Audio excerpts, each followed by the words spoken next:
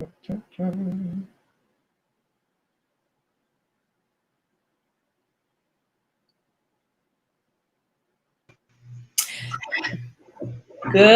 afternoon, everybody. Good afternoon, good afternoon, good afternoon. Oh, we are so excited. We are so excited. Oh, come on in, family, friends, loved ones in the United States, all across the world, all over the globe. Come on and tune in. You guys already know it is the Life Wire team, and we are here for our very, very first event. We are here for our first event. Woo, and we're so excited. We are thrilled. We are honored, and we are blessed. I am the director, Charlize Allen, and of course, I have my team with me, Candace Graves and Justine Kelly. And we're super, super excited. You guys have seen our posts. You guys have seen the flyers. And so it is our prayer and our hope, desire that you will benefit from this event as we are talking and going to be sharing background, expertise, coping skills, tips, strategies, and resources as it pertains to anxiety. We know that during this time, anxiety is arising. And if you had anxiety before, it may be re-emerging because of everything that this world, that this country, that you, that me, that our society, our families, our friends are going through during this time. And so we are here to help you. And it is our prayer that you would truly be blessed. And of course, we have special guests / friends with us today, who I'm extremely excited to share with you all. These women I've went to school with, I've worked with, I prayed with. Listen, we've been through so much together, but this first guest is very dear to me. She's a very special friend, intelligent woman. Oh my God, Miss Raven Alexander Collins. She just recently got married almost a year ago, but God's blessings is so good. And so we welcome her on today. Hey, Raven. Hi, thank you. Thank you for the welcome. I'm glad to be here. And we're so happy to have you. And so we're just going to go ahead and get started. So I hope you guys are tuning in. I hope you guys are watching. Please share. And we hope it's a blessing.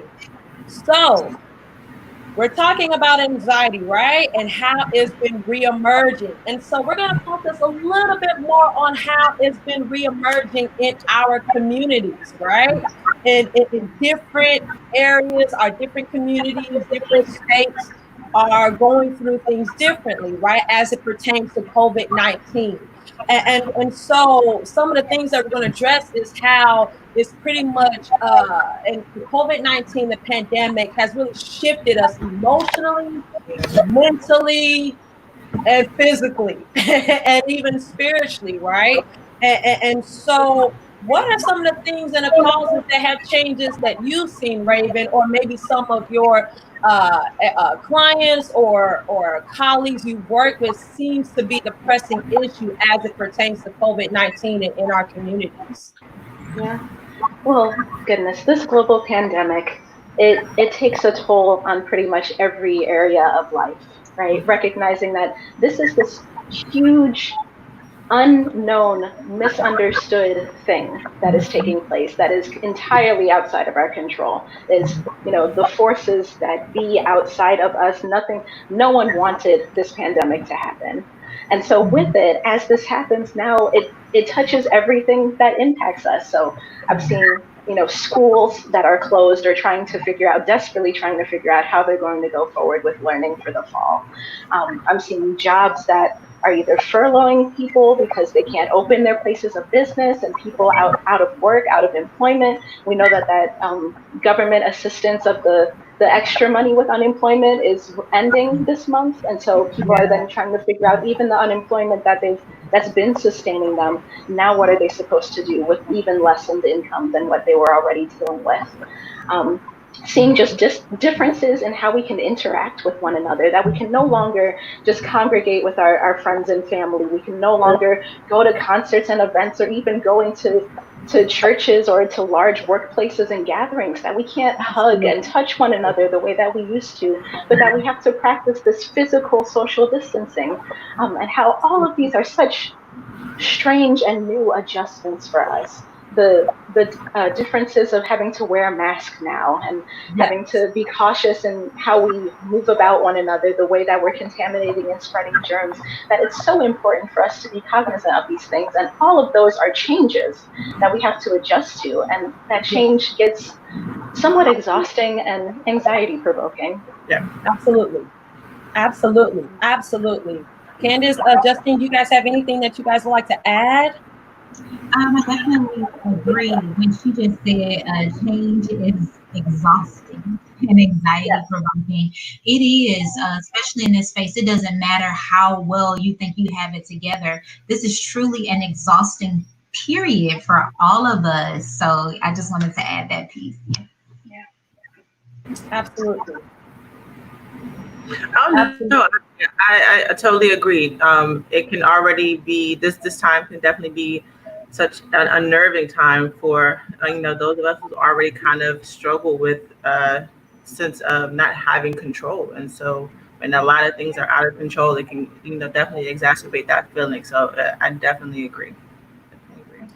Exactly. And it can be very quite annoying too, right? Constantly wearing masks all the time, especially now during this time of year, for where most states, if not all states, is hot. It's the summertime. And so when we're outside, we actually may find ourselves having a little bit more difficulty breathing, Yeah. constantly wearing the mask, trying to breathe, trying to adjust to the heat, right? And so that may cause a little bit more irritation. That might cause to be for us to feel annoyed for sure. And so, but it's something that we have to do, right? It's something that we're recommended to do, and in some places is what we're required to do. But there are some coping skills. There are some tips. There are some strategies to that we can utilize to decrease, especially when it comes to wearing masks for sure. And we're definitely going to talk about those a little bit. But before we go into that, definitely social distancing and physical touch, right? I know for me personally, I don't know about you ladies, but now I even found myself when I'm in the store shopping, getting groceries for the week. And of course, we all have the circles, we all have the signs that says 6 feet, social distance, stay apart, and yet people are still up on my back. And I'm like, I even found myself like, oh my God, do they not see the blue big old circle that tells them to stand right here? And they're all so close to me. And so Raven, for someone who, who is concerned about that, people being close to them and not following directions, some people may find themselves leaving the store, but how would you explain to somebody who that is a concern of theirs, and when they're shopping, people are not practicing that social distance, and so right there, the anxiety could come up. It could reemerge in that. How would you exactly. help someone like that? Right. It's such a challenge because we can't control other people. And so when it comes to, right, I've heard this global pandemic being likened to like an elementary school group project, right, where each person is responsible for their own part, and yet you can't control the other members of your group, so you don't really know like what they will do. Right. And so that the same circumstance takes place, that we can't control other people and how they follow the guidelines. And that is frustrating and really tiring. And it's okay to honor that and acknowledge that within ourselves. Like, I'm frustrated by that. And yet, still, how can I then refocus myself on what is within my control? And so what's in my control is how I respond to things, Yeah. right?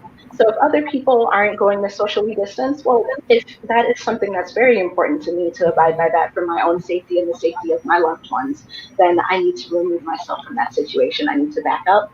Maybe if I could, calmly express to someone, if they could honorably, respectfully keep some distance from me, that would be important to me, right? Kind of establishing and communicating those boundaries that I'm putting in place, Yeah. but acknowledging that, again, we can't control other people, whether or not they'll do it. But my part is to communicate, hey, this is a boundary that I have and that's important to me. And so I would like for you to honor it. Absolutely. I love that you brought that up, that, hey, we cannot control other people, right? We can only control what we do and how we respond. So that is a coping skill. That is a tip for you to put in your nugget, for you to write down, like, hey, let me focus a little bit more on what I can control as opposed to what I can't. Right? Because we're all in this boat, in this situation, that none of us cannot control the pandemic. We cannot control COVID-19 Yeah. itself.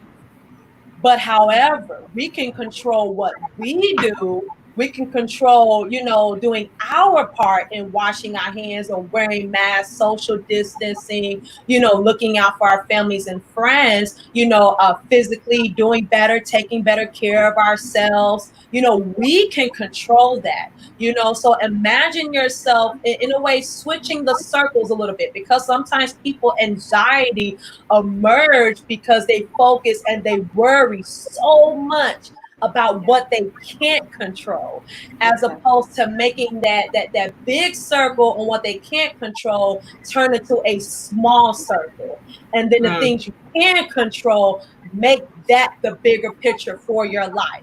Do you guys have anything to add to that? Yes, that just brought up for me shifting the way you're looking at it. So instead of that focusing on what you can't control, planning to maybe go to the grocery store as soon as they open, or go to that store as soon as it opens. It's less people there, less people you have to worry about kind of crowding your space. So sometimes we do have to make those decisions for ourselves in that moment to help, reduce our anxiety and still take care of the things that we need to take care of. Absolutely. Absolutely. Very, very, very good. And so we're going to switch even a little bit to the physical touch. That's another thing that's been a little bit difficult. Maybe not necessarily in the community per se, but maybe with your family and your friends, who essentially, we are the community together. Or for big gatherings, like at churches, I know meet and greet maybe have been the norm, and now it's not. Even and even for some churches may not even still be open, depending on the size. And so missing that physical touch, to be able to shake your neighbor's hand, or to hug a friend, or to just that closeness. And now we're being told to not really do so, and how difficult that is, especially for people like me. I'm a witness to myself. I am a hugger. I love to hug people. I have this thing in my head where I have to hug the people that I know and that I love, because I just take life seriously. I don't know when the next time I'm going to see them. And so I don't take who they are and who they are to me for granted. And so in that way, that's my way of showing my care and my love, by hugging. But we're lacking physical touch. We cannot do it. And so what would you guys recommend, to saying with someone who may be struggling with physical touch and not being able to touch those that they love or that they care about? Right. Yeah, that one is a challenging one, right? In that there are so few ways to replace that need to be able to touch another life, right? Um, if if your circumstance makes it that you're able to quarantine with someone, if you have a close loved one that maybe you're sharing the same space, maybe you're able to shelter in place together, then that could be your main person that you're in touch with as far as physically, right? But then even then, like, and I'm particularly thinking of those in the medical field, that they're being exposed daily, and so they want to be very cautious even of the people that are within their household, right? Remembering and constantly reminding ourselves, right? Again, what is in my control, how I respond to all of this, right? Yeah. And acknowledging whatever is coming up for me when it comes to, okay, so when it comes to what's outside of our control, feelings and even thoughts like that just pop into our mind, we can't really control that stuff shows up for us. So when a feeling shows up, it's there, you know? So when I feel sad that I can't touch on my loved ones, it's there and it's allowed to be there, and it's kind of supposed to be there. You know, that feeling is a signal that there's something different and something that's a little off and something that's missing. And so it's okay for me to acknowledge and honor the fact that I am sad that I cannot touch my loved ones right now. You know, Right. to not run from those feelings, to not run from the fact that this is a difficult time.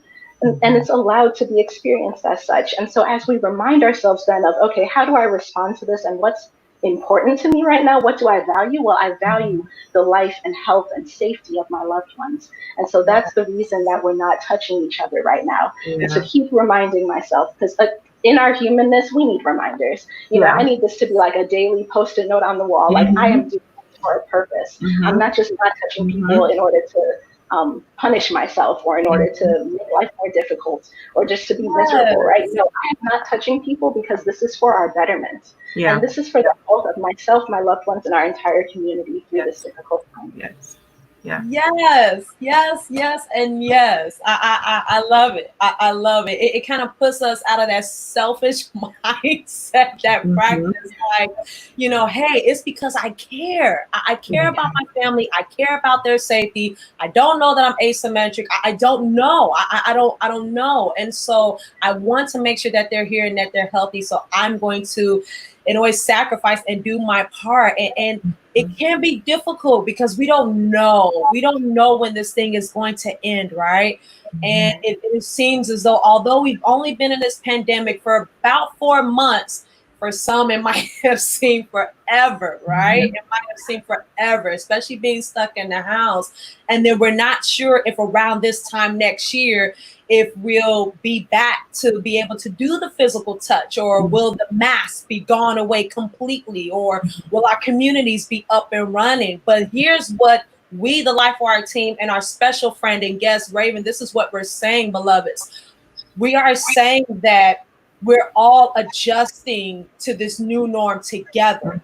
And in order for us as a community, us as family and friends, to operate and to move forward and for this thing to get better, is we have to adjust, as difficult as it is, adjust to the new norm of life.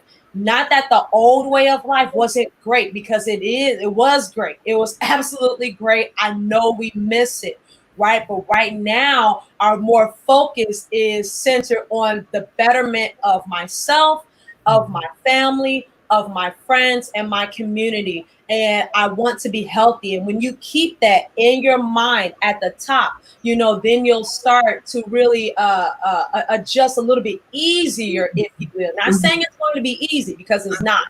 It's not going to be easy, you know, but be able to adjust a little bit better when you're start to really consider the things, again, that what you can control as opposed to the things you can't. Ladies, is there anything else that you like to add? Any coping skills, any tips, any resources that you think people can research and look to kind of help them along with this journey? So absolutely. One thing that works for me a lot of the times is truly just getting in a quiet space and just taking a few deep breaths, inhaling in and slowly releasing. It just kind of slows my mind down, you know, with everything that's going on around us. Sometimes we don't have that moment to just breathe. You know, maybe you are wearing several hats. Maybe you're a mom, you're a wife, you have all of these responsibilities and still dealing with COVID. And all the changes that come along with that. So just stopping, getting to a space that's just for you, and just taking a few breaths. Absolutely. You know, it helps calms you in the moment. Yes. I I would say stay connected. Even though we may not be physically able to, touch and see our family, just reach out. Like we said, we're all experiencing this together. So call a friend. This is the perfect time to, rebuild and reconnect with those relationships that we have, those important relationships, and some of those relationships that we may have, maybe put to the side, just because life can get very busy. But just stay connected. It helps us to remind us that we are not in this alone, that we are all experiencing this together. And I love what Raven said, to just allow your emotions to be. Our emotions are a great indicator of just, the truth that we are in at the time. We don't have to always, give into the thoughts that may come along with some of the emotions, but definitely just allow ourselves to be human and feel, and it's okay. And knowing that, we're in this together. So definitely stay connected to family, friends, resources, and loved ones. Yeah. Absolutely. I really like to remind myself of the serenity prayer, if you've heard of it. It says, God, grant me the serenity to accept the things that I cannot change, the courage to change the things that I can, and the wisdom to know the difference. Yes. Right? That during this time, it is so important for us to figure out and be paying attention to what are the things outside of my control and what are the things within my control. Now, the stuff that is outside of my control, which is other people, and anything that they say or do, which is, events that are taking place, pandemics, the weather, work circumstances, the past because it's gone, the future because it's not here. All of these things, even the feelings that show up and the thoughts that happen to pop into my mind briefly, these are things that are outside of my control. So may I just accept that they are as they are, and may I then have serenity, have peace about them.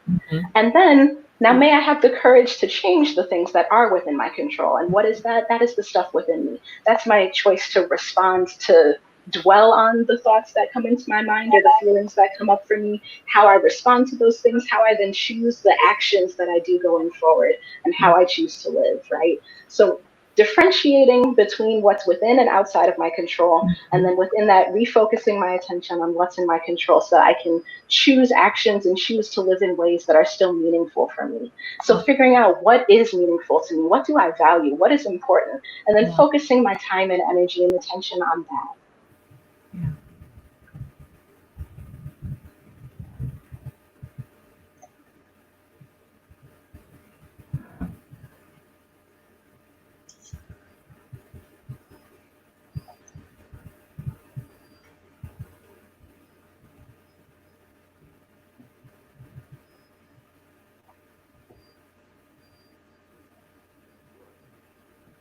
And so another coping skill that I think of, kind of in relation to what Candace and Justine, you were saying about kind of slowing ourselves down a little bit, like taking a minute to breathe, things like that.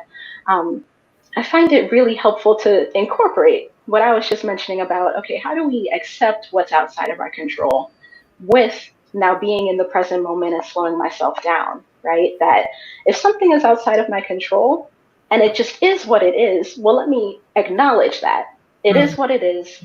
Okay, I can feel that. I can see that.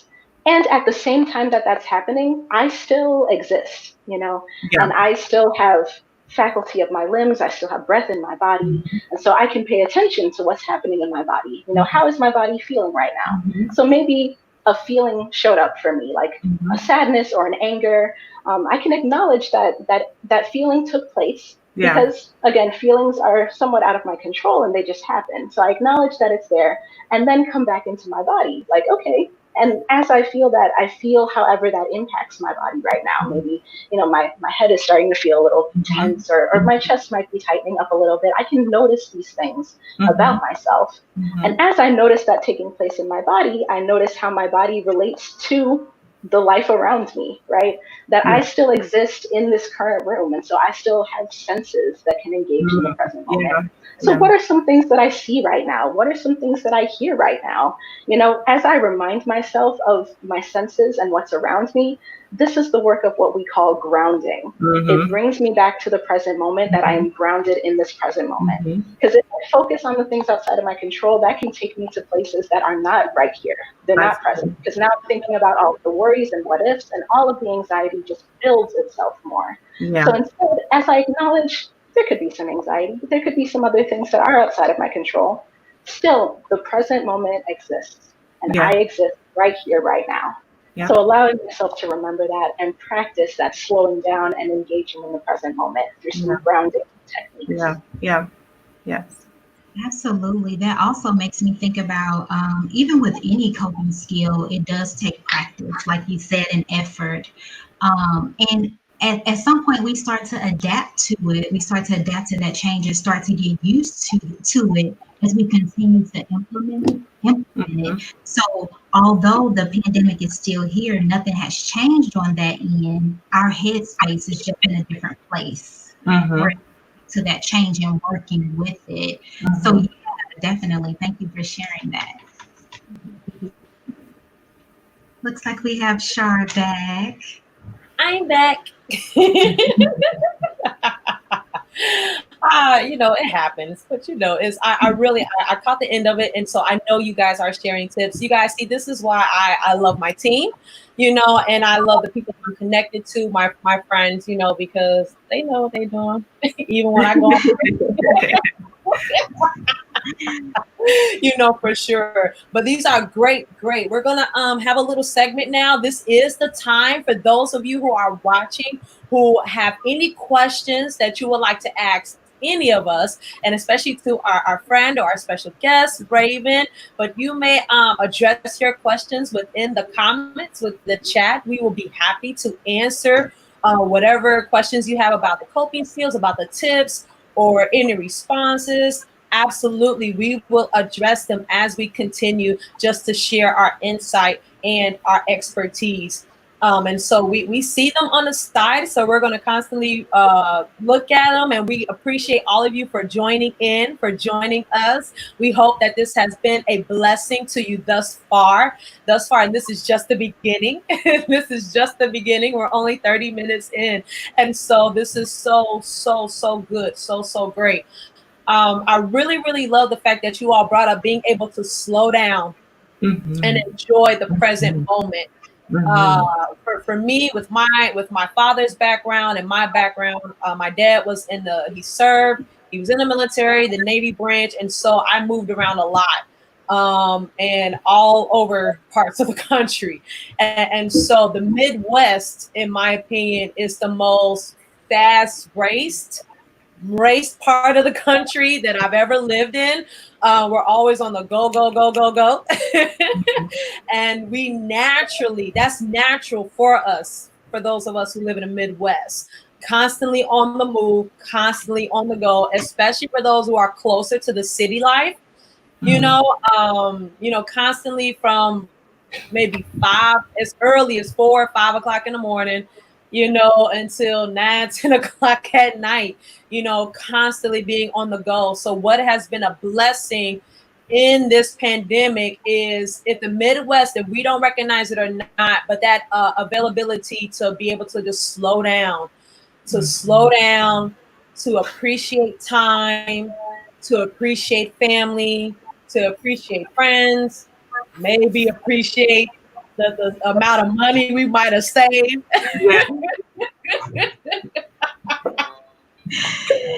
I know I did. I know me and my husband did.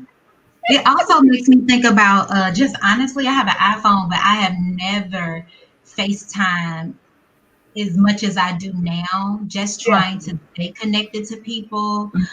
It really just gives me a sense of connectivity. So whether we're cooking together via FaceTime or whatnot, people are adjusting, and they're doing girls' night via like dinner dates together via Zoom and platforms. So truly, people are working with what they have and trying to adjust to help with mental stability, because this can be something, if you allow it, It can overpower you, the anxiety you're experiencing, the fear of, oh my gosh, what's happening next? Because we don't know. We don't know. So yeah, definitely been FaceTime daily. But I'm so glad you brought that up. I'm so glad because beloveds, we thought we was living it real good before the pandemic. And we thought, of course, as intelligent as we are, you know, the intelligence that God has given us, who would have thought that our creativity has been awakened, has Yeah. been stirred, has been shifted? Yeah. Because the creativity that us as human beings, as people, have just done, that we come Yeah. up with within these last few months, that we've never done, never thought about, you know, drive by graduation parties, and you know, or birthdays, and you know, we never done stuff like that. And it's like it took something quote unquote chaotic or drastic in our lives to yet birth something new, something powerful, something different that has expanded our minds and our thinking, and how we communicate and how we fellowship with our friends in our community. That's nothing but God. I'm sorry, that's nothing but God, you know. And so it is amazing and it's beautiful, and I love it. I love to see it. I love everything we come up with, the technology, how it enhanced so much, you know. And even with a lot of people working from home, you know, businesses have still been able to flow and to operate for the most part. You know, a lot of business has still been able to do so. Now, sorry, businesses, some people, when they go back, they might be, I was just as successful working from home as I was when I was going to the office.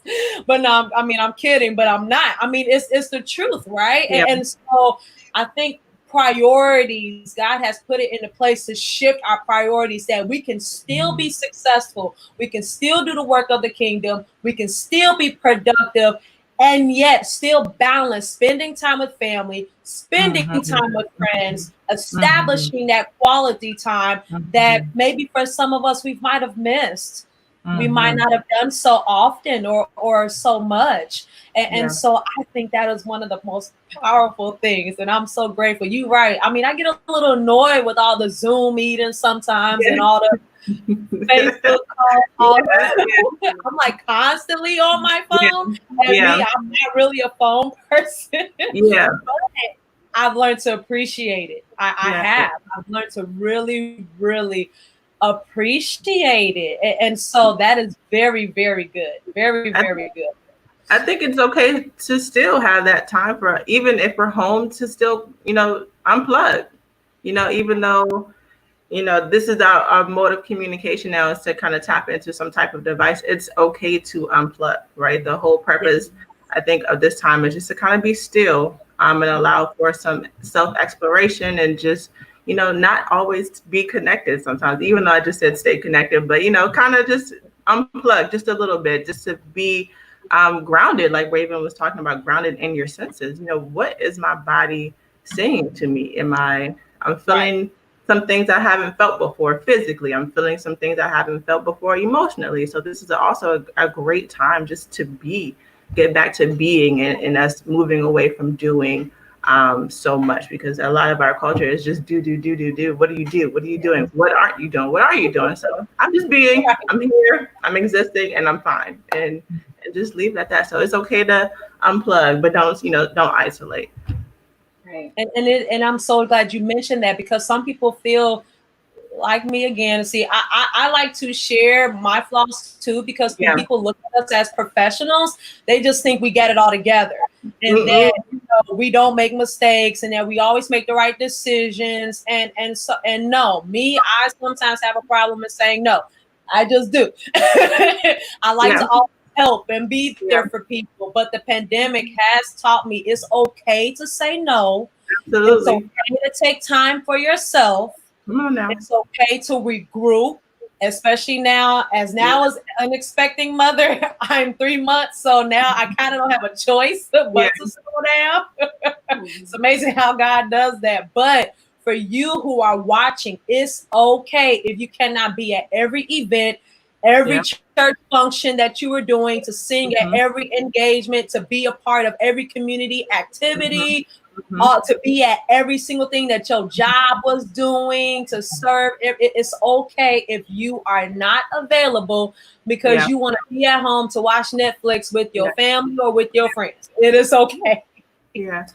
So that is awesome. Thank you so much, Raven. We appreciate you so very much. Of course, I'm so glad to be able to be here.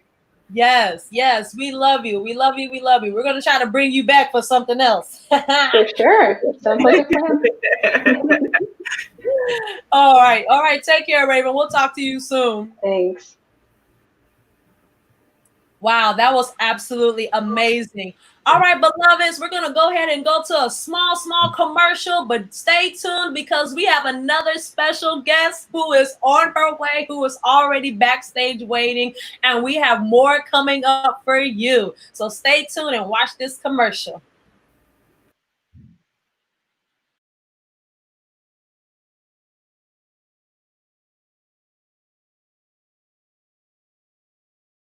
My name is Katura, and I'm coming to you with a LifeWire moment, a LifeWire tip.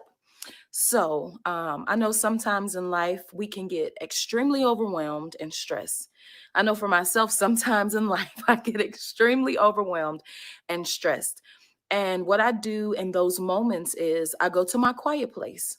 That quiet place can be your bathroom. Yes, your bathroom, especially if you have small children. And that is my place where I can definitely hide away. Okay. The living room, your bedroom, anywhere. Go to that quiet place where you feel less stressed, and you would do a breathing exercise. Now, the breathing exercise, it helps you to reduce your stress levels and to feel less overwhelmed, right? So I want you to do this breathing exercise with me. And we're going to do this breathing exercise based off of the scripture, Psalms 46:10, which states, "Be still and know that I am God." So what we're going to do is we're going to close our eyes. You're going to repeat after me. And each time we say it, we're going to lose one of the words from the end of the scripture. So just close your eyes, repeat after me. And we're going to inhale and we're going to exhale. Let's try it. Be still and know that I am God. Be still and know that I am. Be still and know that I. Be still and know that.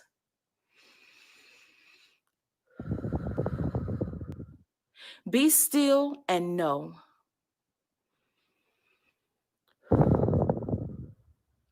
Be still and.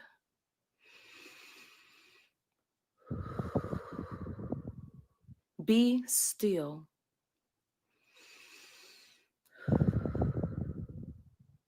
Be.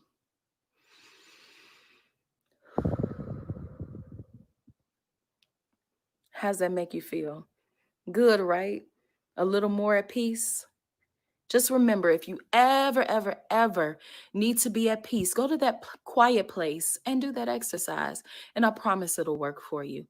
If you want any more information about Refresh Global, you can go to www.refreshglobalnfp.org. You are worth doing that exercise when you're stressed. You enjoy the rest of your day and you be blessed.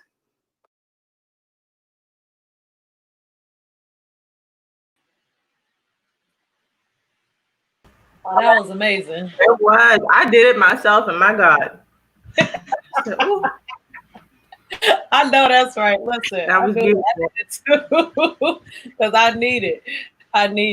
Wow. So we definitely hope that you enjoyed that commercial. We definitely hope that you enjoyed our first guest, Raven Collins.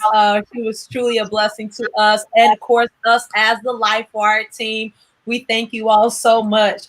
But now we're gonna keep on moving because of course we have so much. We have so much already in store for you guys, and so we don't want to hold up any more of your Saturday for sure. But we have another special guest who I actually currently work with and have been working with for the last 2 years. And this young lady, oh, this young lady is a recent graduate with her master's degree, very intelligent. Oh my God, Jocelyn is so amazing. And beloved, she is so great with kids. Like, oh, I love working with her. She is so sweet, very profound. She's awesome with children. So I know this segment that we're about to go into, she was just the perfect person to come on here. And I'm so glad that she was able to say yes. So ladies and gentlemen, I present to you one of my good friends, one of our second special guests, Miss Jocelyn Foust. Hello. Hi. How are you guys? It's nice to see you all. Charlie, thank you so much for your kind words. Oh my goodness. I appreciate you, Jocelyn, so much. Thank you so much for joining us, Jocelyn. Absolutely. I'm glad to be here. Yes. And so of course, like I shared with them, now she doesn't only just work with children, adolescents. Let me throw that out there. She works with everybody. Adults, couples, men, women, children. She does it all at Trinity. And so, but I love her creativity. All the tips and the coping skills and the resources that she has for children and for their families, it is so profound. I always come to her and ask her for guidance or for advice when it comes to working with children and adolescents. And so what we're going to be focused on a little bit topic is how anxiety, how it has been arising and possibly reemerging within our children and within their families. And the reason being is because why? This year, 2020, we've experienced not just seniors in high school, but all graduates of 2020 not having that availability to be able to graduate like as normal. Right, as normal, and the effect that has done for the families and now the education systems, trying to figure out what's best. What's the best thing to do? Should we go virtual? Should we have the kids back in school? Should we do both? And all of the anxiety that has been coming up with that. And so, Jocelyn, with that, what do you think has been tough for the children when they are a little bit forced to shift how they socially interact with their friends now? And what are some of the things that they've been sharing with you has been the most difficult? Yeah, it's been extremely challenging. And I think that's such a wonderful question because, and I know Raven touched on this a lot, but we as adults are experiencing a lot of anxiety with this. Imagine how the kiddos in our life are feeling. This is, they're not understanding, right? And so I'm thinking the younger they're getting, it's harder to understand. But for some of the adolescents I've been working with, it's really been those kind of missed opportunities, those big milestones, graduation parties, getting to attend, college in the fall even is going to look a lot different for people. And so I think it's been ultimately the most challenging for kids and adolescents to one, understand, but also to just cope with it. It's been very difficult. And I know we talked a little bit about grounding, and that's been the most helpful. I've been in working with some of these kids. It's been the most helpful for me to focus on how can we be in the present moment, but also still accept that we don't have all the answers. There's no way we can understand absolutely everything. So there's also a huge component of acceptance, right? We have to kind of accept that we don't know. We don't know what the fall is going to look like. We don't know what school is going to look like. We don't know what the future is going to look like. And so I think a lot of the conversations I've been having has resulted in that conversation of acceptance and just, talking about what is in our control compared to what's out of our control, right? Like Raven said. So it's hard. It's definitely hard. Yes, it has been difficult. And I think that's what we're really trying to share that and really explain that, to the parents and to the children that you're not alone. You're not in this by yourself. We're all trying to figure it out, but we can figure it out together. And you're absolutely right. The younger the children are, the more hard it is for them to kind of understand social distancing. They're like, what? Yeah. What you mean I can't run and hug my aunts? What do you mean I can't run and what? Like my niece and my nephew, they used to do it. They was confused. Like if I come by and see them, I have my mask on, and their mom would stop them beforehand so I can wash my hands first, so they can, spray me down. They were like, huh? They like their faces were just so priceless because they just don't get it. They just didn't get it. And let's be kind of frank and honest, kids aren't the exact cleanness. Yeah.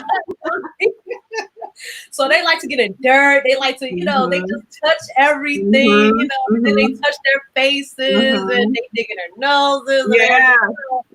They're beloved. They're sweet, but they just listen. They don't have a care in the world. They don't have a care in the world, and rightfully so. Rightfully so. But it's going to be tough for them, and do you have like any tips or anything that you share with them, Jocelyn, now to kind of prepare them, or as for some that may be going back to school, have you talked to any of them so far about how you're going to have to leave your mask on throughout the whole day, and how you're going to keep your safe distance apart? Have you gotten into those conversations yet? I have, and I appreciate that so much with, I think part of our work and what we have to do is provide language for this and the ability to be able to talk about it, because again, the younger they are, they're not understanding. So I think, something I've talked with parents about even is providing your children with the language to be able to talk about this. But also for those going back to school, understanding that it's okay to exercise boundaries. Again, there's going to be students who are probably not going to wear their masks and who are not going to want to, or who are going to want to hug you and, things like of that sort. And so I've been having a lot of boundary conversations with, it's okay to recognize, you can respect their decisions, you can respect your decisions, but at the same time, you have to be able to let them know how you're feeling, because we can't assume that people are just going to understand and respect what we want out of them. It's extremely challenging when you don't have, again, the language to do so. So I think part of my work with, especially the kids, but also even some adolescents, is how do we help people understand this better? How can we verbalize what we're trying to, say ultimately and have them understand it in a way that's, can be respected. It's challenging though. I know a lot of people have so much anxiety around that, but I also want to say too, is a lot of the conversation has been normalizing that anxiety, right? We're all experiencing it and it's okay. It's normal to have this response. So that conversation has come up quite a bit. And in terms of just, coping with it, I think talking through some good skills to work through this, grounding, positive self-talk. I think that's another big one. Using mood boosters to kind of help us to, when we're feeling overwhelmed, give ourselves like a baseline to regulate. Because anxiety, it's a response, right, to telling us something is wrong. And so we don't not respond to that if we don't have the skills to do so. So my work with kiddos looks like a lot of skills training, but the better they're able to handle it, the better they're going to be able to do this on their own later on. And that's so good. I'm glad that you said skills training. So for all my parents and for all my adults who are watching, this is new for them too, and it may take them a little bit longer to adjust than maybe for some adults. It's a possibility. I'm not saying that it is, but giving them that time to practice and to adjust, for us to constantly reiterate to them, constantly, sharing those boundaries, having those conversations with them consistently. Consistently, and then having them practice consistently, and then eventually they will get it. They will absolutely get it. So I'm glad that you mentioned that, Jocelyn. Candace, Justine, do you guys have anything you want to add in regards to that? I actually want to add on to what you just said, because it also, sometimes it's the things you don't say as a parent that the kids pick up on. And so part of that is going to be modeling, or you following whatever your county or city has put in place? Are you practicing social distancing? So we definitely have to put ourselves in that position to be a good role model. And sometimes we do things unconsciously, you know, like we're used to hugging, you know, we're still trying to break habits that we've engaged in for a long time. So really being mindful of that as a parent and being mindful of how your mood, you don't even have to say anything, and your child what's going on with you emotionally as well. So truly just being mindful of all of those things. Yes. Yes, absolutely. Absolutely. Role models, modeling. Absolutely. Very good. Yeah. I agree. I agree with everything that's been said. Yeah. Yes, absolutely. And so I don't know if any of you guys maybe have experienced this, but I know I personally, I've experienced kids who, although they miss being at school and they want to go back, but there's actually more on that anxiety. And it's a little bit towards my adolescence where they're not too happy or comfortable with going back. You know, that they have some concerns, you know, about attending school as much as they're going to want to be around their friends and as much as they miss like the after school activities or the in school activities. They're like, Miss Charlize, I'm actually not fully comfortable that my school is opening back up and I don't know if I even want to go back. And so I've actually talked with my parent or my guardian about homeschooling or virtual because I'm not okay. And so that actually was not necessarily a shocker, but it was interesting, you know, that how these adolescents are even thinking even beyond their years, if you mean about, man, as much as I want to be back in school, I don't know if it's the safest thing or the right thing for me to do. And so that kind of goes into our next topic with parents having to make that tough decision about whether or not to send their kids to school or to not. Yeah. And that's, I know it's tough. I know it's tough. So Jocelyn, because we work with kids and adolescents, so with the parents, you know, what tips or what ideas have you kind of maybe presented to them, you know, if and when they bring up that question, if they try to ask you for your advice? Yeah, so something I've been sharing, again, I feel like a broken record, is there's so much uncertainty during this time, and that's okay.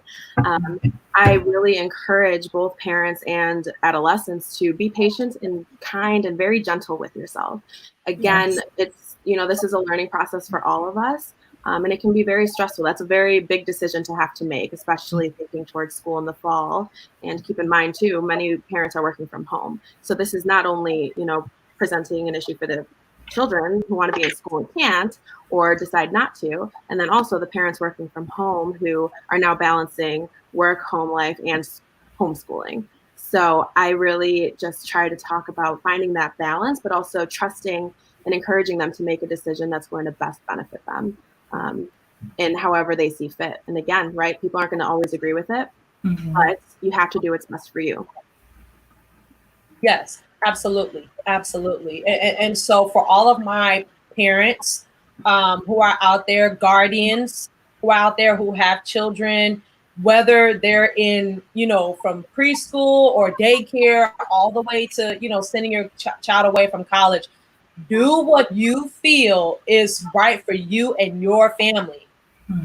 Make the decision that you think is best, really overall, that you feel is going to be best for you and your family. Now, I know that can be tough because, and this is where I really feel for parents, and we may not have the answers, but I think it's important for us to at least address it and know that us as counselors, as therapists, we are researching and we are reading and we are looking, we are praying, we are really, you know, seeking guidance and really bringing our heads together, you know, as a unit, really, and trying to figure out how to address these concerns, because most of my parents, their concern is it's hard for me to work from home or not work from home and then focus and make sure if my child stays at home that I'm attending and making sure that they're learning, that they're reading, that they're doing their assignments, You know, I got to provide for them breakfast, lunch, and dinner now that everybody is at home, and I may be falling off, you know, doing my work, my job, and it's like I don't know what to do, and I actually find myself a little bit more overwhelmed, you know, because now my kids are with me, especially for those of you that have more than one. I know one is hard, but more than one, you're trying to fully adjust, and so. I mean, I'll share a little bit of tips, and of course, my colleagues, my friends, you all can add. What I say for you as parents, as guardians who are in that situation, is maybe even start asking your job, especially for those that have to go in, see what days you are available, maybe to work home virtually. You know, see what you're able to do, and those days you're able to work from home. You know, always plan out as best as you can a schedule or a routine that you and your family is going to follow, so everybody can be on the same page about what's to come and what's to be expected from this time to this time. We'll focus on this time we'll focus on this, you know, and really see how that works. If creating a schedule might definitely help, especially if they're a little bit older. Now I know if you got 3 or younger, then beloveds, then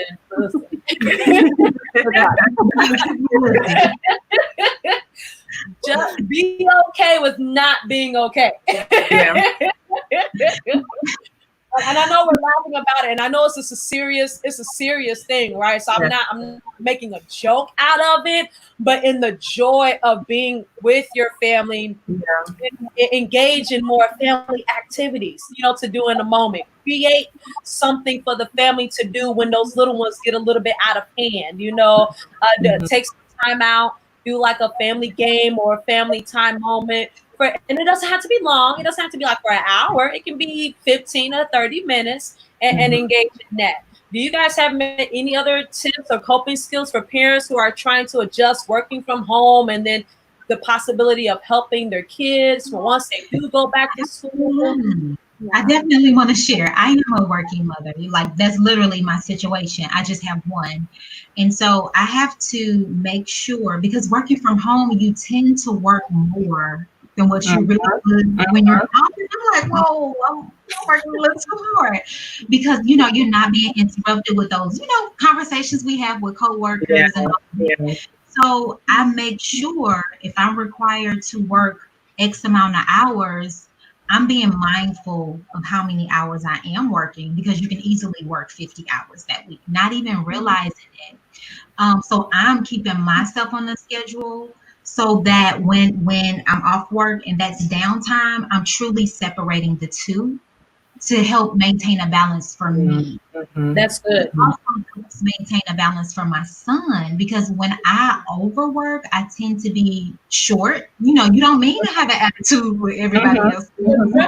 That's just something that just happens, and as parents, we have to be mindful of that as well, because our kids are going through this too. And I found that trying to, like you said, double homework and assignments, make sure he understands, was difficult. So I legit had to make a schedule and set aside, okay, and he knew this hour, this is when we're answering questions, doing homework, making sure everything is taken care of. And also, we were going for walks and just having conversations. It didn't have to be about anything in particular, but just engaging in meaningful conversation, because he has also lost those connections from school. Other than, we know they're gonna always game and do that stuff, but those other personal connections are so very important. And so I was just trying to push that as much as possible. And again, even if it's simple as, okay, we're going to play a round of Uno. So it doesn't have to be nothing where you are spending all this money. Just truly quality time was good. Yeah, I definitely agree. And I love that you both mentioned, you know, having a schedule and list. I know, Charlize, you know, I'm a list maker. I am very, that's just who I am. And I think it's helpful, because then too, what this is doing for the children is it's helping them, you know, they're knowing what to expect. And you're not just, and again, you have to be flexible with them too. And you can't have these rigid, strict schedules and then derail, and then they're like, what happened? So you have to have some flexibility in it, but it also provides that structure to where you are helping them, and for yourself to know what to expect throughout the day and what that can look like. Because Candace, I know you mentioned, I think there is a way you can definitely pay attention to your children intuitively, so you're understanding what's going on for them. There is a way to support your children in that way as well. And what this is doing too is helping the children learn, again, through modeling, that you can, and these are all transferable skills. You're helping them to think critically, you're helping them to follow a schedule, a structure, a routine, and that will only benefit them, and not just in this circumstance, but in many to come. So I love that you guys mentioned both of those. That was my top tip, is scheduling.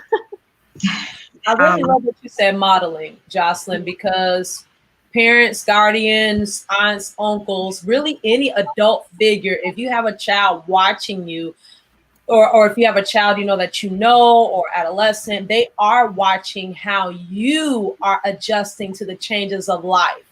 Not just the change with the pandemic, but they are watching how you react and how you respond to the changes that life has presented. And so I know it's a lot of pressure for us as adults, but knowing that however you choose to respond, however you choose to react, whatever you choose to do, that's what they're going to do, because in their minds, that is the right thing to do of what you're doing. Yeah. And so as they grow, as they develop, when they become adults, don't be surprised or upset or bothered or mad if they respond and react the way that you did when they were younger, because that's what they know. That's what they think is the right thing to do.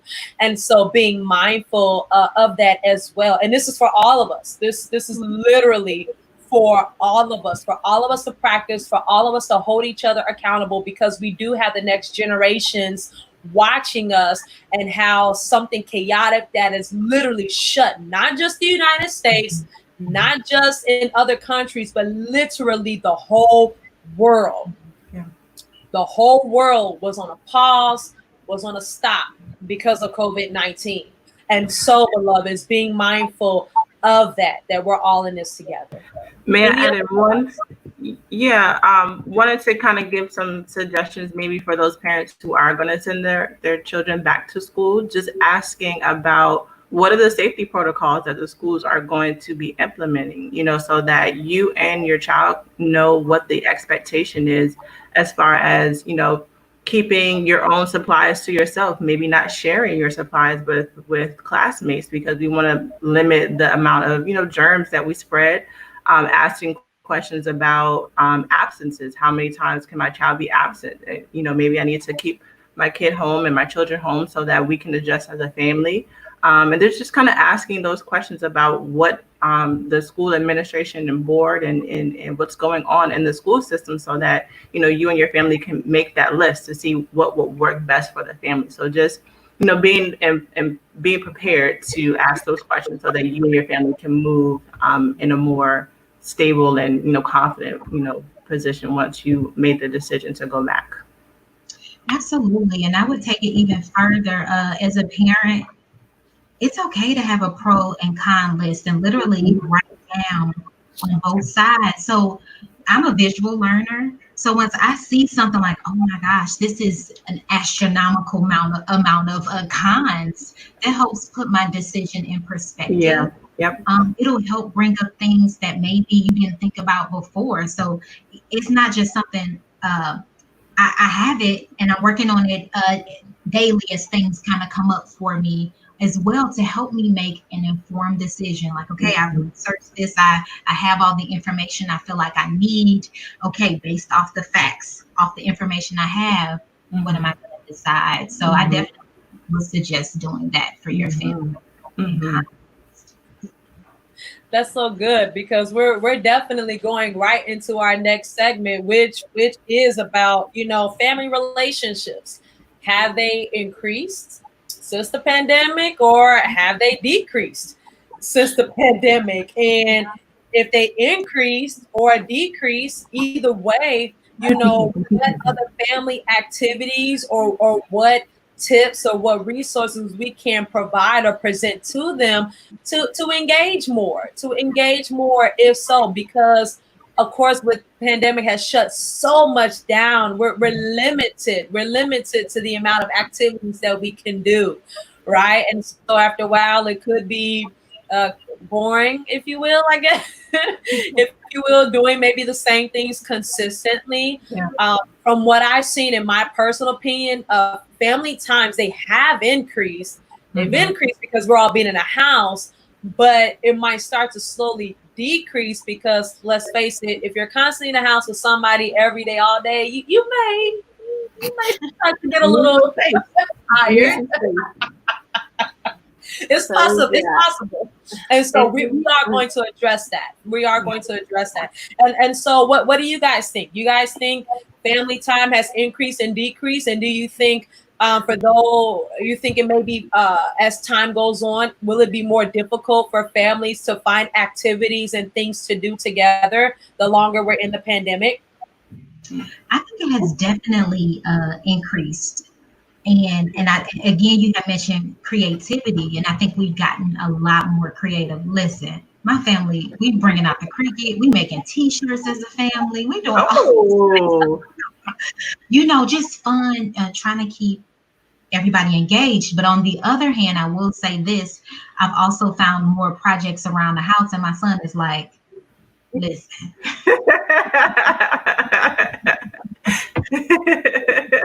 But definitely there's been an increase for sure, and this is something I want to continue to maintain even outside of the pandemic. Being a single mother, we get busy, and you realize like that family time is important. Like this feels good. So yeah. Yes, I definitely agree. And I know, especially if in bigger households, you're spending a lot more time with family. And with that, there's pros and cons to it. Again, those lists, they're there. But it is nice to, I know in my family, we've definitely got a little more creative in how we're hanging out with each other. But I'm also finding we're also spending a lot more time on our screens. So I think going back to taking those breaks is important. And, it has increased our interactions, but at the same time, too, as we're all adjusting, it's looking a lot different per family, right? And so depending on who you're with, it can be, a blessing or a curse. I think there's both on both ends, but it's just, finding those activities to hang out with each other that don't involve the screens can be very beneficial to increase that interaction and make it a little more positive, because it is easy to get lost on screens, right? I mean, I'm thankful for technology. There's been a lot of connections when our family far away and friends, but at the same time, when we're on it all day, it can be a bit much. Yeah, absolutely. I'm glad you mentioned that, because I can only imagine, the screen time, it definitely has increased. And it's like we're only in the summer months. It's like what happens once we get to the winter, especially for where most of us live, in the Midwest, where our winter feels like it's 7 months out the year.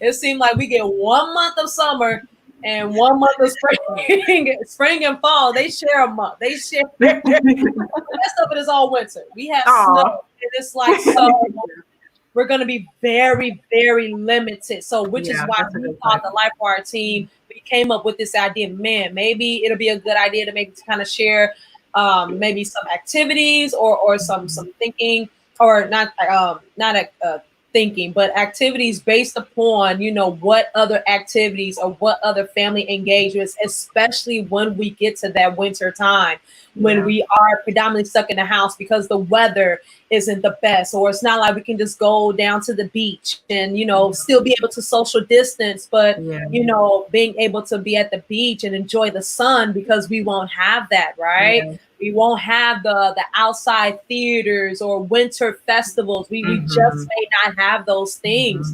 And so what then could we provide as counselors? What can we share to those families and to the children, especially for them, to help them keep occupied and not be bored and sailing out their minds because they're just stuck in the house. The little ones love to make Play-Doh, love to make slime, and these are things you can do with basic household items. So yeah, those just quickly came to mind as you were saying it, because those are some things we've done already. I know it's tough. And I know we haven't gotten that far, but I was like, well, let me just think we may be able to, to do that. I know, hey, family videos. Listen, make our family YouTube show. Yeah. I mean, I know that's fun, but I encourage creativity, right? So Yeah. you gotta be as creative as possible. And when you're limited in your options, you'd be surprised at how much you can come up with. And I know the winter months are going to be very hard, but there's so many ways: playing games with families, watching movies, making your own like theater nights, and getting candy, making popcorn, doing all those fun things just in the household. Like we can't go out, but we can still do this and simulate like a environment that is almost like it in our safe space. Absolutely. And honestly, for me, this has almost been, and we're going to go to Q&As. Actually, we can switch over even to Q&As. I've been watching to see if anybody has any questions. You may do so at this time. For those who are watching, we're just conversing. We're just conversating. We're brainstorming, coming up with solutions for you guys. But please, if you guys have any questions for our special guest, our wonderful friend Jocelyn, or for us as the LifeWire team, myself, Candace, or Justine, please share. Or if we have any colleagues on here who are watching, and if you think of any solutions, please, you can post them. You can put them in the comments. Absolutely. We're all in this together. And so we are in our Q&A segment. But one of the other things that kind of came to my mind is this is the perfect time to ask. Ashley, also showing and teaching them everyday life skills. Oh, that's so good. Cooking and cleaning, fixer upper attitudes. Absolutely. Oh, so that's good. That's very good. Thank you so much, Ashley, for sharing that. Absolutely. That is a perfect time to share that with our young people, for sure. Let's see. Sadie has asked, how do you cope with anxiety attacks in school settings? Love this live video so much. Thank you. Oh, we appreciate.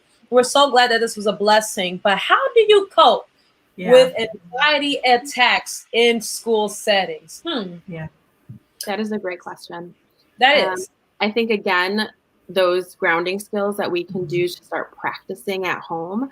So when we do return to school, we're able to, pull them out and practice them effectively. And so this is where I really encourage, breathing techniques and finding different ways you can ground yourself that don't have you actually physically getting up to do so. Because if you're in a classroom, you can't always do that. So there's so many wonderful, I know in acceptance and commitment therapy, we utilize a lot of metaphors. And so those are great things to always turn to as well. But there's so many grounding activities that don't involve you actually getting up, and no one can really tell that you're doing them, right?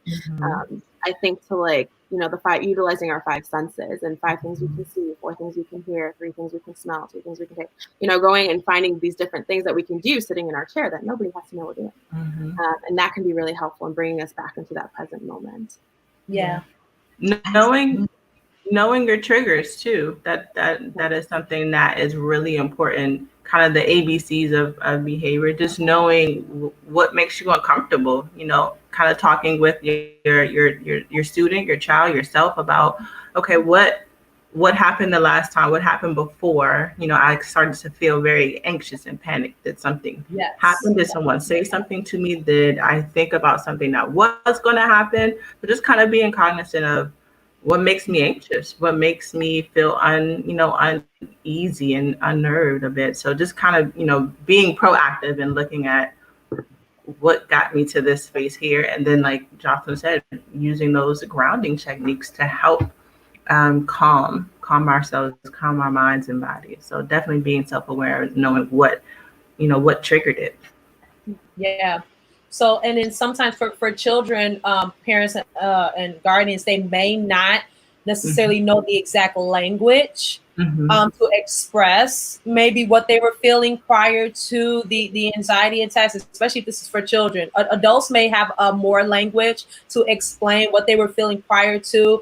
I'm always a person who goes to body image pictures And I Mm-hmm. tell my children, okay, red, the color red is for this. You know, the color blue means for this. You know, where were you feeling red at in your body, on your body? At which part? Where were you feeling blue at on your body? And so that then is a language that they start that at that moment, at that age, they kind of understand for sure.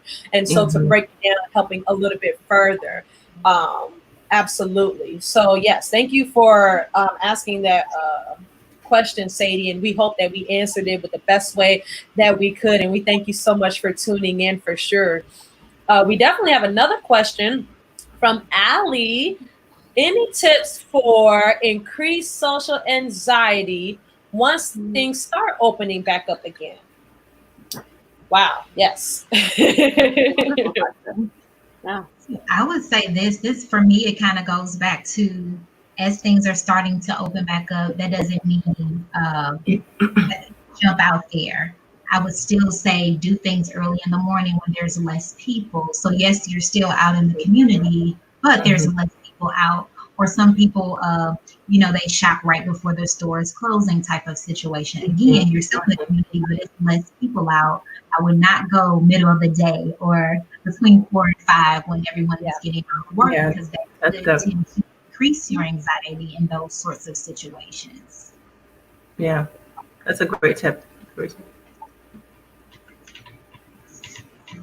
Yes, absolutely. And I think that is about as close because, and again, knowing your body and knowing yourself, as things started opening up back again, and once they do, we talked a little bit about this in our first segment, with the social distancing and how difficult it is because some people do social distancing and others, they don't really pay too much attention to it.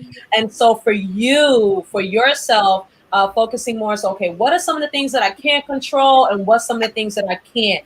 If you start to feel yourself uncomfortable in your body, if your body starts to tell you, if you start feeling yourself anxious, as your heart racing or start sweating, or you're looking around and you realize like, oh my gosh, there's just so much going on, step away, step away from that environment, do a deep breathing activity, inhaling, exhaling.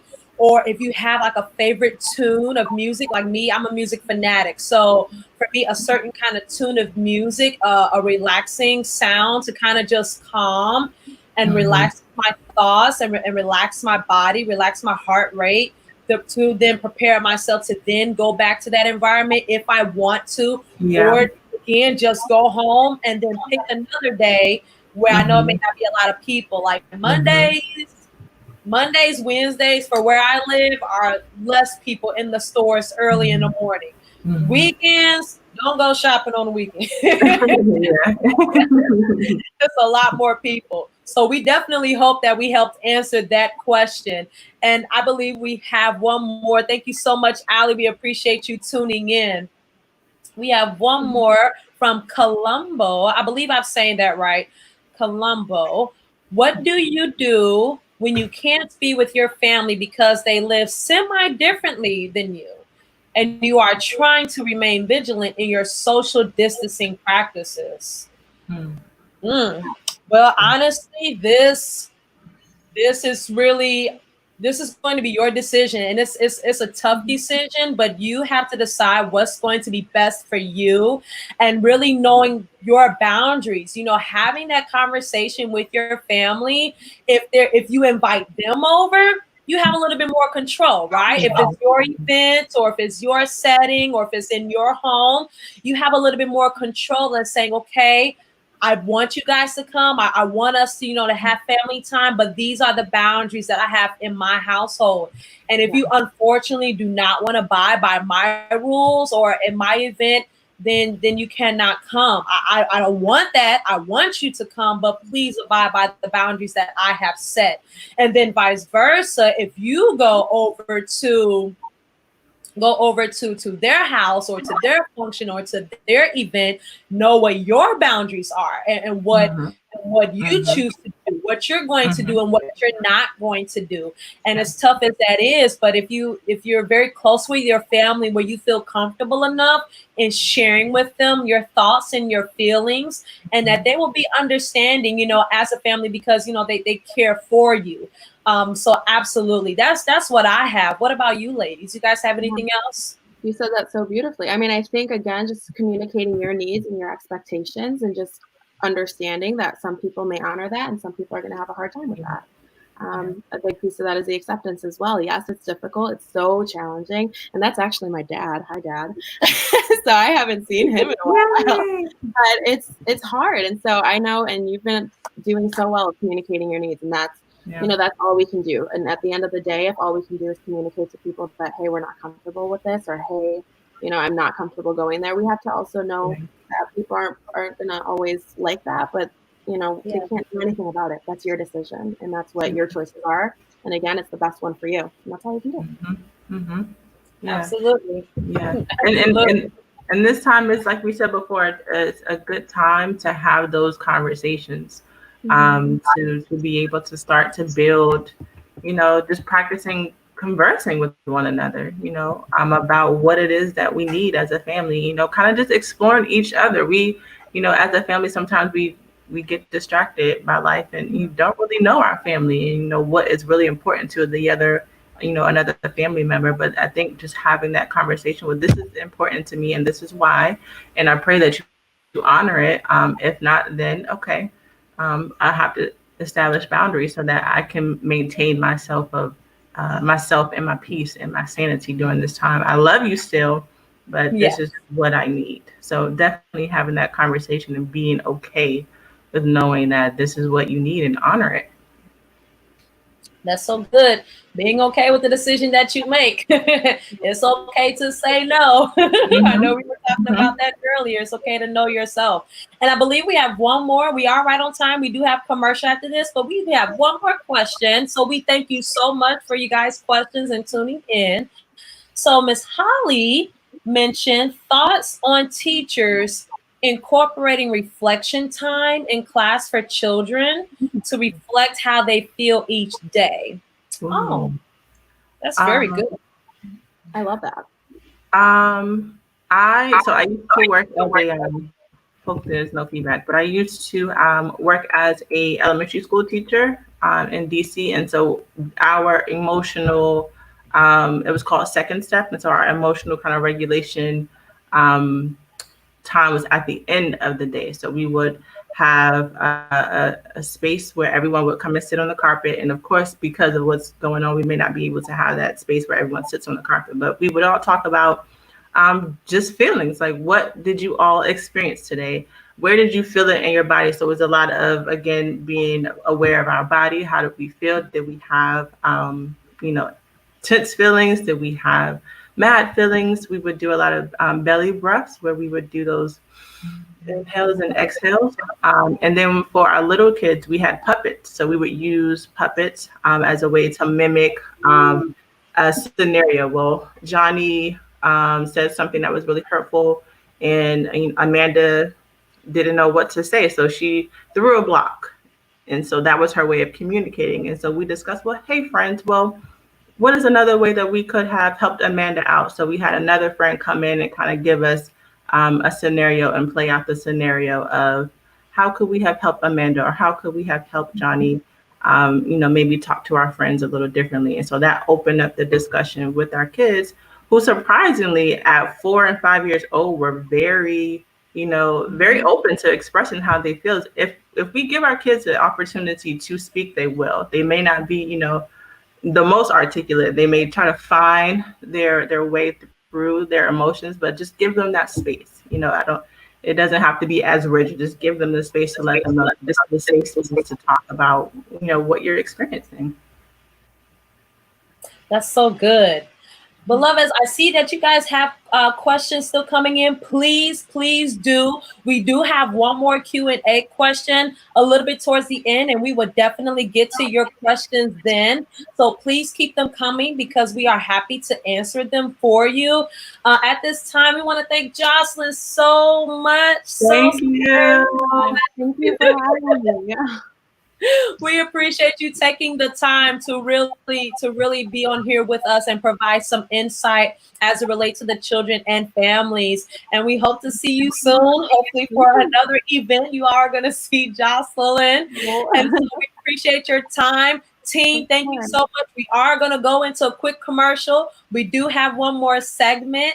And so, yeah, just last one. So hang in there with us. Stay tuned.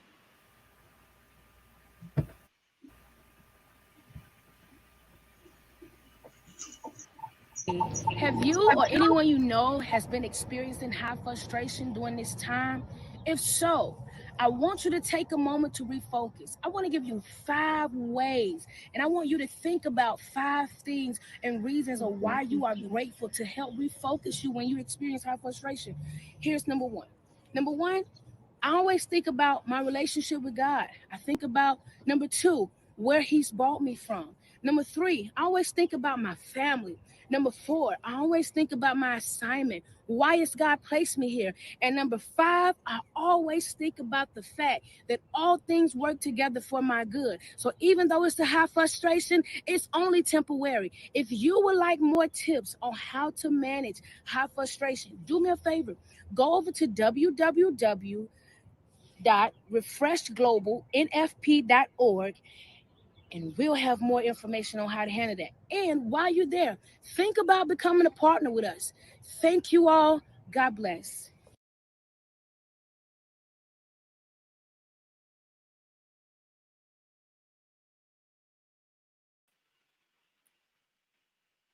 Wow. I love my team. I love the commercials. I hope you all enjoyed that. We definitely appreciate our 2 guests that was with us, Raven and Jocelyn. We thank them so very much. They are awesome, wonderful people. And so thank you for all of you who have been watching thus far. I hope that this has been a help and a help to you and your family. Please share. Please definitely share. Please go on our website. You can ask us even some more questions. We have our LifeWire Lifeline that we do every Monday from 12 to 1. And we address different topics. Absolutely. We address different topics. Today, we're focused on a little bit more on just anxiety and as it relates to our community with COVID-19 and how it's affecting our children and our families, especially as they're preparing and trying to decide whether to go back to school. But we do have a survey on our website at LifeWire at refreshglobalnfp.org. You may address them there or www.refreshglobalnfp.org. Please connect with us. You should see something at the bottom of the screen here. Please connect. There is a survey on there with a bunch of questions and topics. Please pick whichever ones you would like for us to discuss, and we will do so. We will do so because we really, really want to be a solution and to a help to you and for your families and friends and to the community. Absolutely. And so we are coming up to the last part of our segment for today, where it's going to be us, the LifeWire team, myself, Candace, and Justine. We had a wonderful time, our special guests, and I'm very happy for them joining us today. But now us as the LifeWire team, we're going to talk a little bit about how anxiety, how it affects us mentally and with our brains and what exactly that does. And so, yeah. I actually have it just on paper form because I failed to put it on this laptop. I failed to upload it on this laptop, on this computer, because I had to switch computers. But it is all well. Hey, Jocelyn, Justine, excuse me, I apologize. Do you have the actual PowerPoint slide on paper form? I don't, but I have it on the computer. So the computer that I'm on, I can still access it. Oh, beautiful, beautiful. What about you, Candace? Are you good? Yes. Oh, okay, perfect. Well, see, listen, hey, they great. I'm the one struggling. We'll make it work. You guys, I like to make jokes. I like to have fun in doing what we do because, to be honest, what we do, it takes a lot. it takes a lot to help you and your families mentally, physically, emotionally, and spiritually. And all day, every day, we're constantly hearing about your concerns, about your situations, about your problems. And we do the best that we can to provide solutions. But we try to have fun with it. We really do, because if not, then You got to. I'm going to see You a got therapist to. too. You gotta. And so definitely. So that's what we're gonna go into. And we're only gonna do a small segment of it. Justine is gonna take on a little bit of this more, but we are gonna follow and provide. And please, you guys, if you have any questions, please do so. We will be answering and having another Q&A towards the end. All right, Justine, go ahead, take it away. And of course, we have your back. Okay. So I just want to make sure that everyone can hear. We're all good with the hearing. Okay. So yeah, we definitely wanted to come through and talk to you all about just kind of what fear and anxiety is from a neurological kind of neuropsych perspective. So, as we share in LifeWire, I really love the brain. I think it's one of the most fascinating organs that God has blessed us with, because it's the center for everything that we do as human beings. We have this amazing organism that allows us to move, to think, to process, to do everything. So just kind of understanding more of our brain and its functions and our emotions and our relations and understanding to self and others, I think can be a great tool, an educational tool to know how to navigate our world, especially right now. So I'm going to go through what fear is from a kind of scientific background. So if you need me to kind of slow down, ladies, definitely let me know. And then we can kind of have an open discussion about it too. So fear, as a basic definition, it is a basic, intense emotion aroused by the detection of an imminent threat involving an immediate alarm reaction. So our brains are set up to where there are, different facets of our brain. We have our prefrontal cortex, our midbrain, our cerebellum. So there are different parts of our brains. And the part of our brain that is most associated with the fear response is the midbrain, and the housing center of that is called the amygdala. So the amygdala is really where we have our fight, flight, or freeze response. So whenever we see an external stimulus, meaning, for example, if we see someone who is just kind of charging at us, our brain immediately triggers some different signals and triggers throughout our body to allow us to make a decision. Are we going to fight? Are we going to freeze up? Or are we going to flee? So in our brains, the amygdala is the center of the brain's automatic response to fear. So the amygdala and the midbrain here is associated with movement, with vision, with temperament regulation, and alertness. And so whenever we are triggered and we sense something is going to be a danger to us, then we have to respond. Our brain sends different signals throughout our body. So what happens? So we see this person charging at us, and we see it as a threat. A couple things happen within our bodies. So our heart rate begins to go up. Blood flow moves away from the external body parts, meaning our toes, our fingers, so that the blood can flow to more necessary parts and core parts of our body, meaning our heart, our stomach, and our muscles.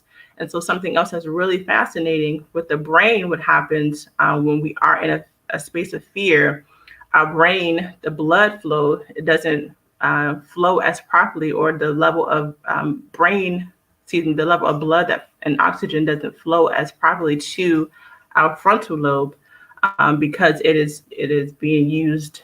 A lot of the blood and the oxygen is being used for the midbrain. So the frontal lobe for human beings is critical because it is where we get our higher order thinking, organization, reason, and ability to respond.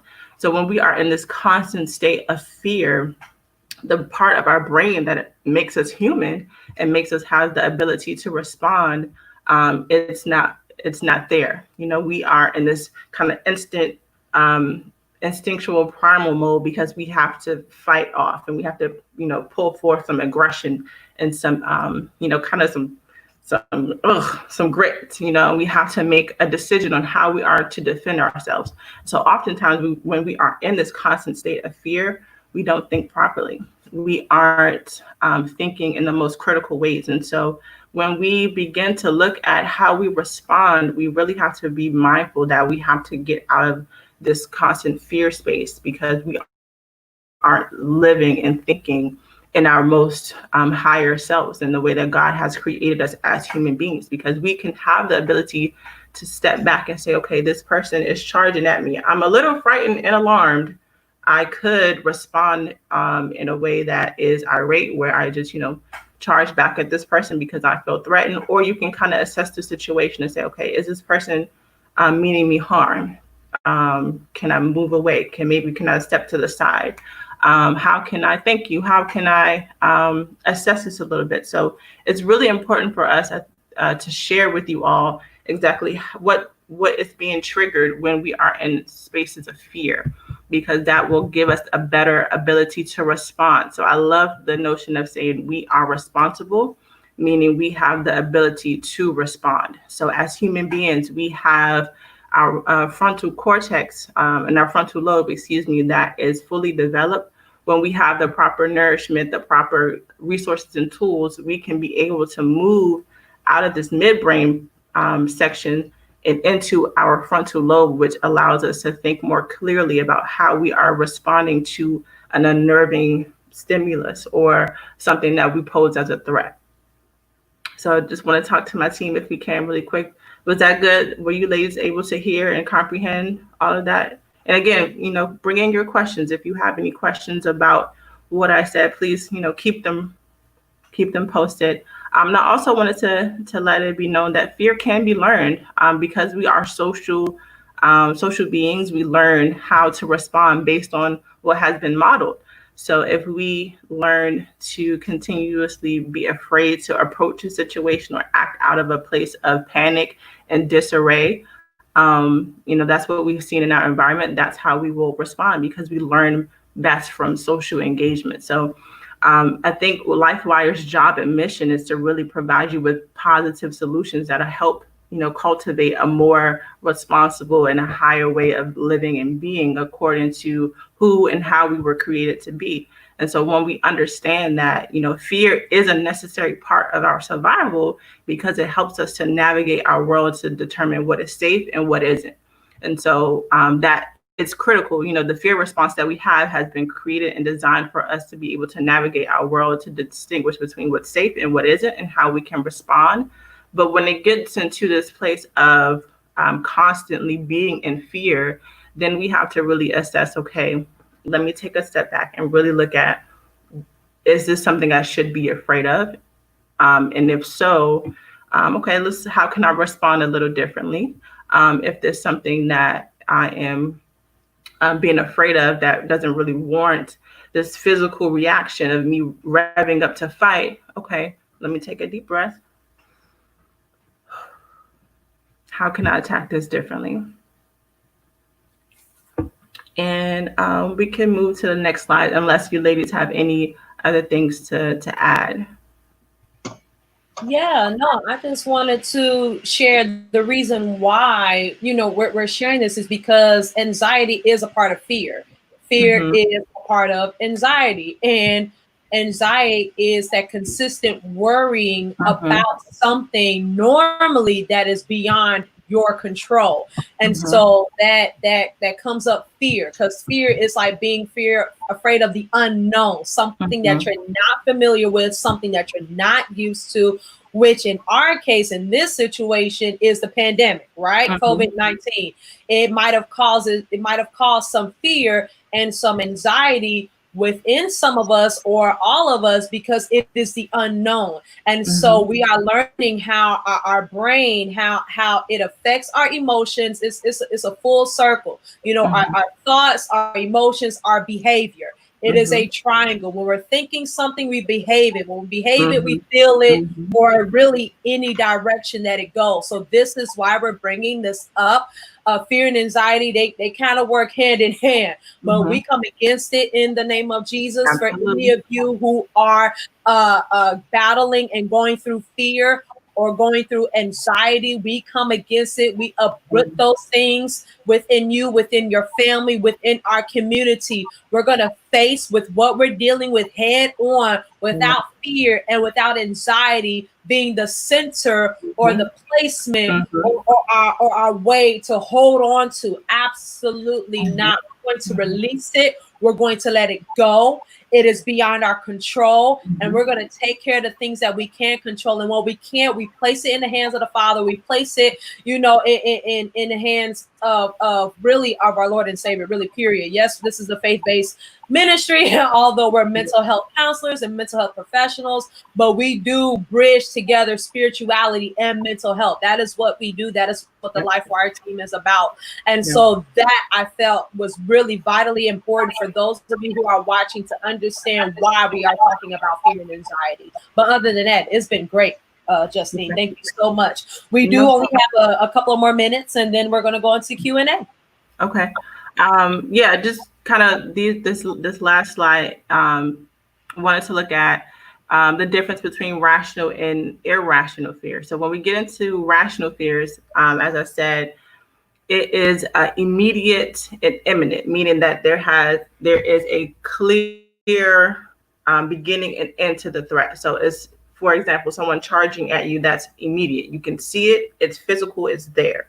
It has it's clear and identifiable threat. So you know that this person that was charging towards you, you know what it is, you can name it, you can see it. And it's a short time physiological response. So your body says, I see this thing, it is threatening to me. My body is making the necessary adjustments and processes that it needs to make in order for me to respond to this threat. Once it goes away, your body goes back to homeostasis, or it goes back to a place of balance, right? But with irrational fears, it's a persistent kind of abnormal fear that doesn't have a specific beginning, middle, and an end. It's a future-oriented fear, meaning it can be diffused throughout different times, situations, and places.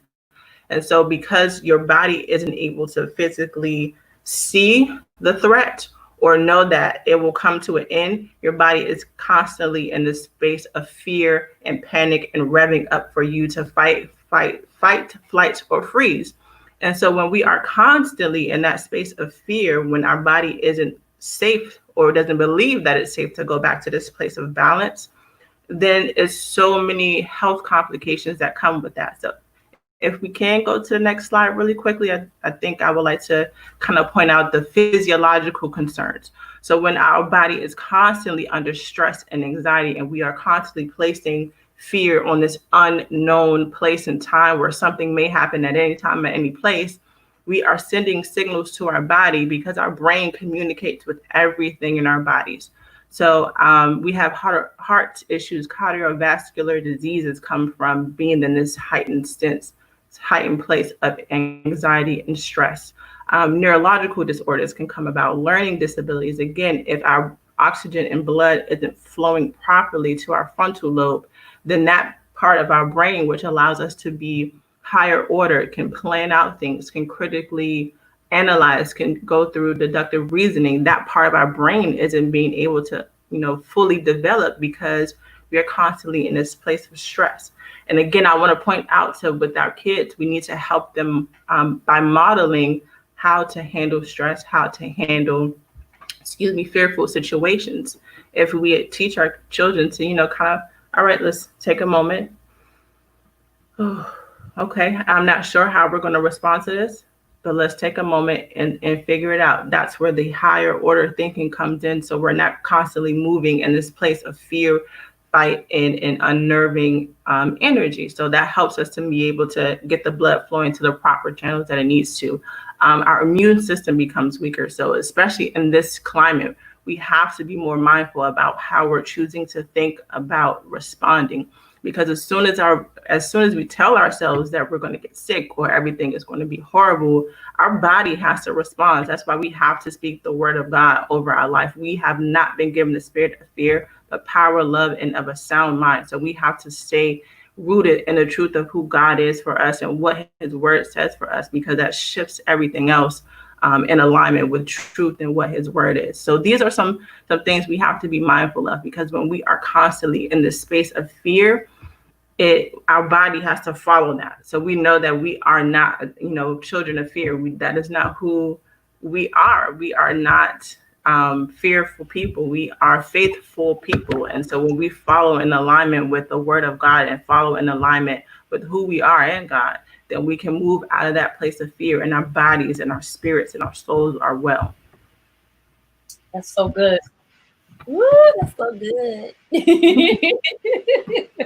I love it. I love it. It's so needed and it's so necessary, because that is not a topic that we really talk about and share. Like, we always talk about the reactions to what our body's responding, but we're not sure how is it that our body is connecting to the different points, to then causes the reactions. We don't talk about it much. So I definitely appreciate you, sis, for really, really going a little bit deeper in that and sharing that, for sure. Do you guys have anything to add before we go into commercial and then to our final recap and questions and thank yous and all of that?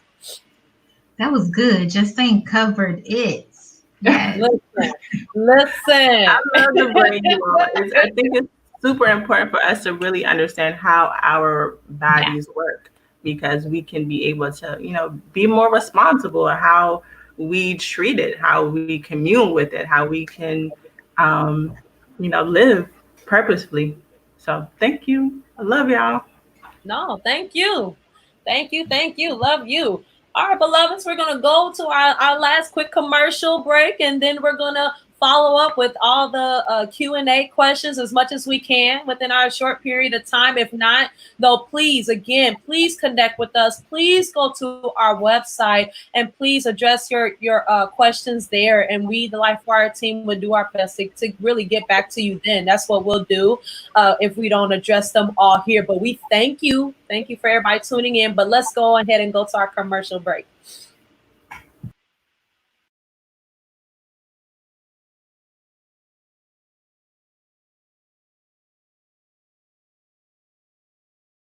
LifeWire moment number 3, decision-making tips for children and adolescents.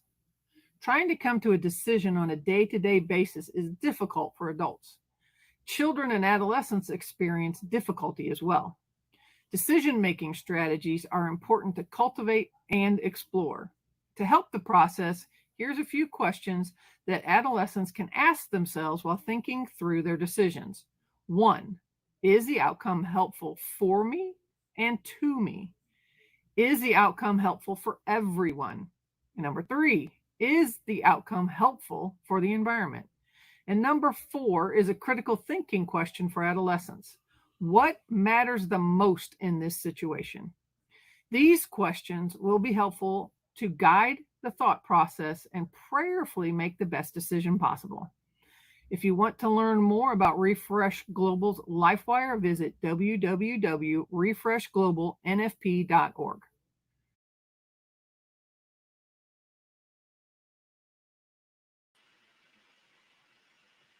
And that was our final commercial. Thank you for staying tuned. All right, you guys, we're going to quickly go into our final segment of Q&A.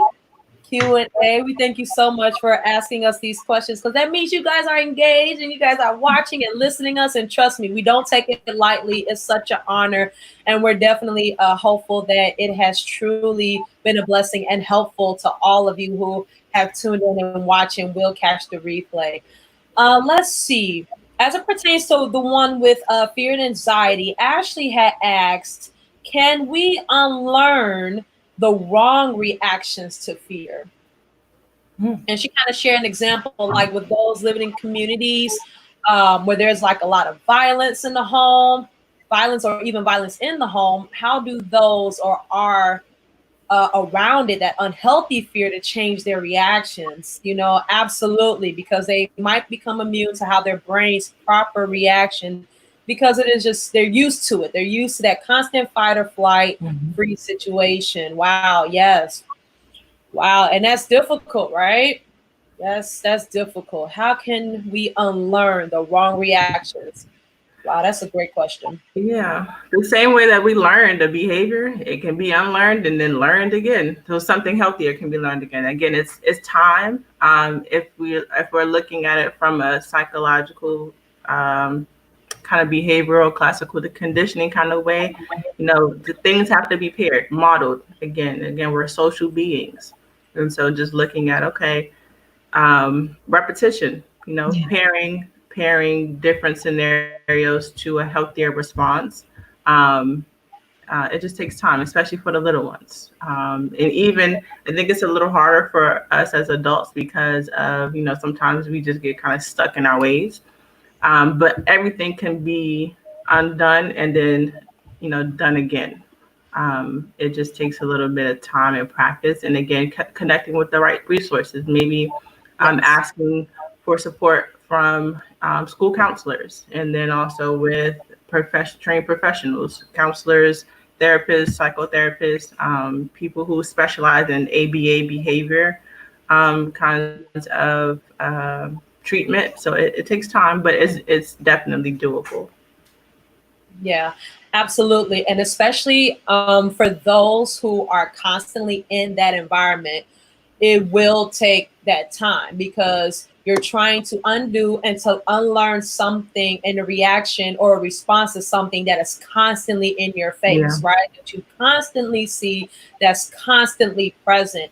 But just because it's constantly there and it may not seem like it's possible, it is possible to work on changes in responses. Why? With the help of resources, different sites of the therapists, counselors within your area, to constantly teach you these things, the repetition of it over and over again, going through it over and over again. And then one day, especially for children, one day, eventually, they will get it.